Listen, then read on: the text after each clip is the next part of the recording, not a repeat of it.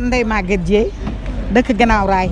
tey yéen a ngi si mbedd bi lan moo ko waral. xanaa ñàkk ndox rek ak sonn nañu lool waa Gannaaw Raay sonn nañu dee nañu ñuy jaboot nag ku ne xam na ni set day ndox a ci jiitu mënatuñu fóot mënatuñu togg mënatuñu yàq sunu doom yaa ngi ni tilim ñuul kooku sunu kër yaa ngi ni te ñu dëgmal Tabaski ba pare ñàkk ndox nii ñun daal sonn rek la ñu def ñun nañ ko sant ñun nag ñoo ngi seen ginnaaw doom yii lu ñu bëgg la ñu bëgg lu ñu bañ la ñuy bañ ndax jaboot jàmmay mbokkam ndox la war a am lu muy am doo koy am ñoo ngi ci sunu ginnaaw doom yi tey ñoo ngi ci sunu ginnaaw doom yi ëllëg te fépp fu ñu joxañ ni fa la ñuy dem ñoom la ñuy ànd ci ak ñoom ñun daal ñoom la ñu bëgg sonn nañu torop ndax citerne yi ñuy wax gisuñu ko dégguñu ko bu ñu xëyee dañuy jël sanuy ndab dem ba ca dex geemu saf sàppa xorom fa la ñuy tutti sanuy ndab ñëw gisuñu sax teen te tey la facture yi gën a cher ñun daal sonn la ñu def.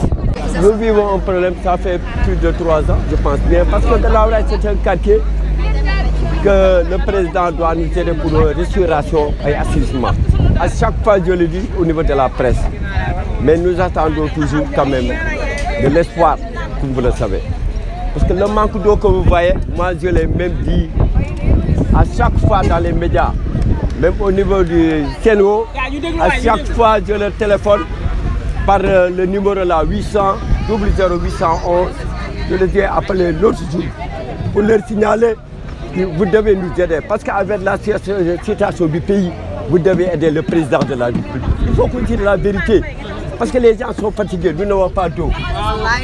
À partir de 0h, moi je veille de 0h à 5h du matin pour avoir de l'eau. On nous a donné ça une semaine, depuis lors, nous n'avons pas d'eau. Parce que le matin, je les ai appelés, même l'autre jour, mais en vain. Donc, ils doivent nous aider. L'eau, c'est primordial. C'est primordial. Ah, nous ne demandons rien. Parce que les autorités que le président de la République a mis ici, ils doivent l'aider. Ils doivent l'aider. Ils doivent rendre compte. Quand on te nomme dans un lieu, hein, que vous êtes chef de service, quand vous avez des difficultés, il faut rendre compte. Il faut rendre compte.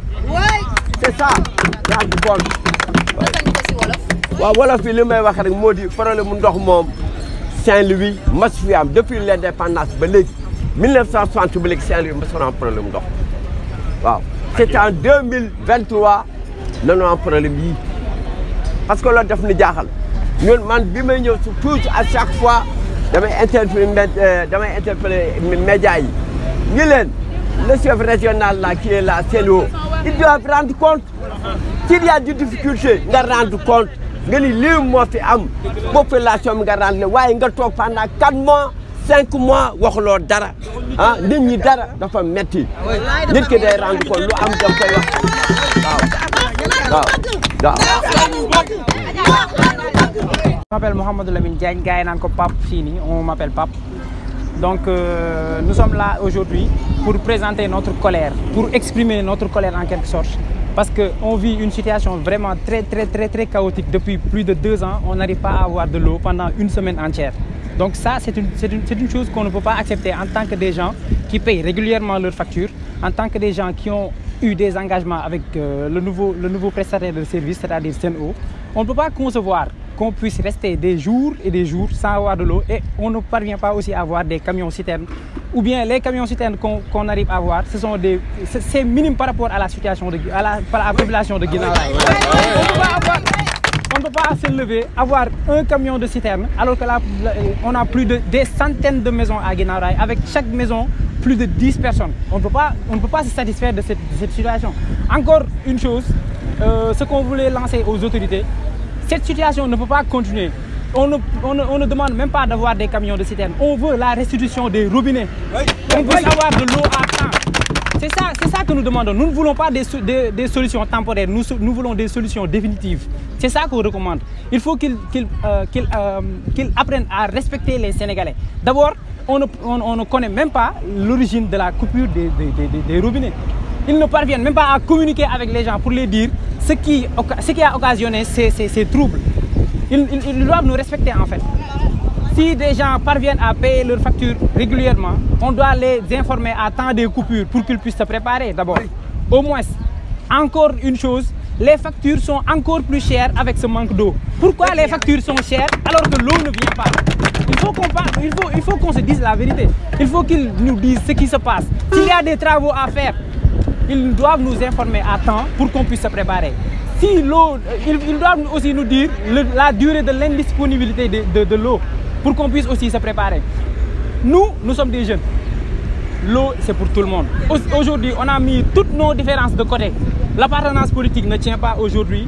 L'appartenance ethnique ne tient pas aujourd'hui. On est venu ici en tant que des habitants de Guinaw Rail. Et on défend la cause de Guinaw Rail. C'est ça qui nous amène ici. Maintenant, puisqu'on a tout mis de côté pour défendre Guinaw Rail, il faut qu'ils sachent aujourd'hui que ça, c'est juste un avertissement. La prochaine fois, ça sera encore plus difficile. On va prendre d'autres mesures encore plus sévères. Il faut qu'ils sachent ça. Il faut qu'ils apprennent à nous respecter. Wassalam.